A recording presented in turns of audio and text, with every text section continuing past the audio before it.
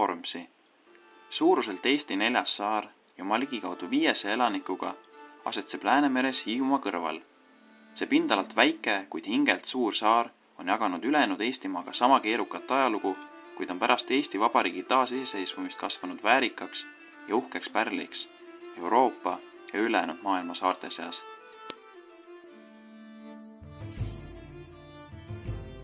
Vormsi saart mainitakse esmakordselt kirjas 1391. aastal. Kuna saare esimesed elanikud olid rootslased, siis sealt tulenevadki rootsikeelsed külanimed, nagu näiteks Viibi, Hullo ja Rälbi. 13. sajandil alustati Hullo külas ka kirikuehitust. Algselt valmis saare luteri kirik puidust, kuna sellel ajal valmistati pühakodasid enamasti puidust, mitte kivist. Kirik sai ka kellatorni, mille küll kahjuks Vene ja Rootsi sõjamehed Liivi sõja ajal hävitasid. Samuti varastati suures koguses kiriku hõbedat ning kiriku kell.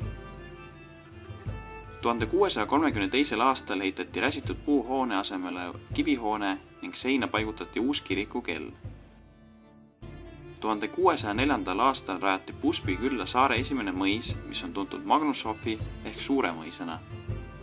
Oma valdusi hakkas suurendama aastaid hiljem ka mõisnik Stackelberg, kes ei olnud just saare rahva seas populaarne mees. Põhjuseks oli see, kuna Stackelbergi halb ja julm kohtlemine talupoegade üle viis selleni, et Stackelberg emaldati Vormsi mõisate valitsemisest. Tänapäeval on mõisast ja selle abihoonetest alles ainult varemed. 19. sajandil, kui algas ärkamise aja liikumine, saabus saarele missionär Lars Johan Österblom, kes viibis saarel ligi 15 aastat ning selle aja jooksul asutas ta koole, karskusseltse ja palvemaju.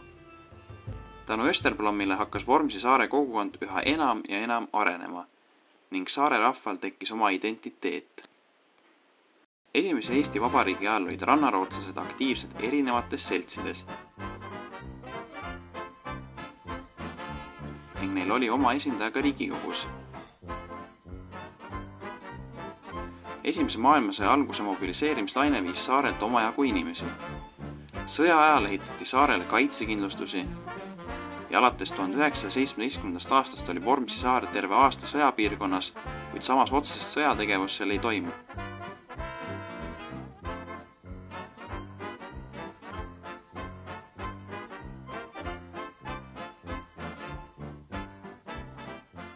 1938. aastal elas Vormsi saarel ligikaudu 2600 inimest, kellest enamiku moodustasid rootslased. –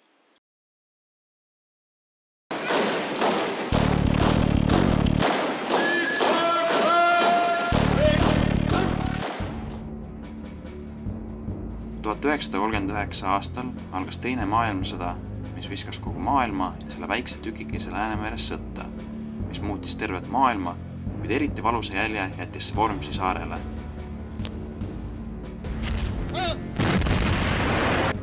Teine maailmasõda ei möödunud Vormsi jaoks rahulikult.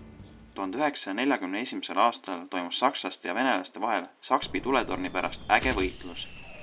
Kummalgi poolel oli palju langenud.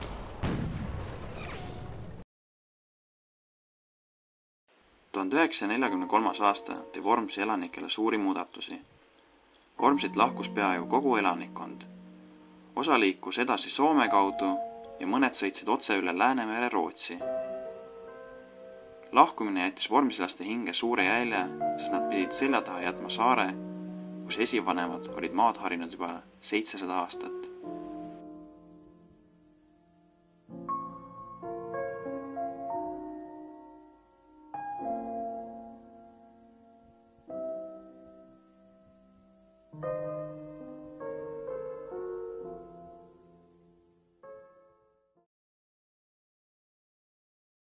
–80. aasta lõpus, kui paistis vabadus ja Eesti inimesed, kes murdsid üheskoos terrorliku Nõukogude Liidu, hakkas elu tasapisi ka Vormsil jälle kasvama ja arenema. Tänapäeval on Vormsi eeskujuks paljudele väikevaldadele oma innovaatilise ja ühiselt töötava kogukonnaga. Viimase 10 aastaga on saar muutunud populaarseks külastamis- ja puhkamiskohaks mitte ainult Mandri-Eestis pärinevate inimeste seas, vaid ka arvukate välisturistide vaatamisväärsuseks. Kui oled kord siia saarele sattunud, siis tabab sind selline maagia ja müstiline omapära, mis tekitabki sellise tunde, nagu oleksid sa saabunud paradiisi, kust ei taha sa kunagi lahkuda. Just niimoodi võib kirjeldada Vormsi saart.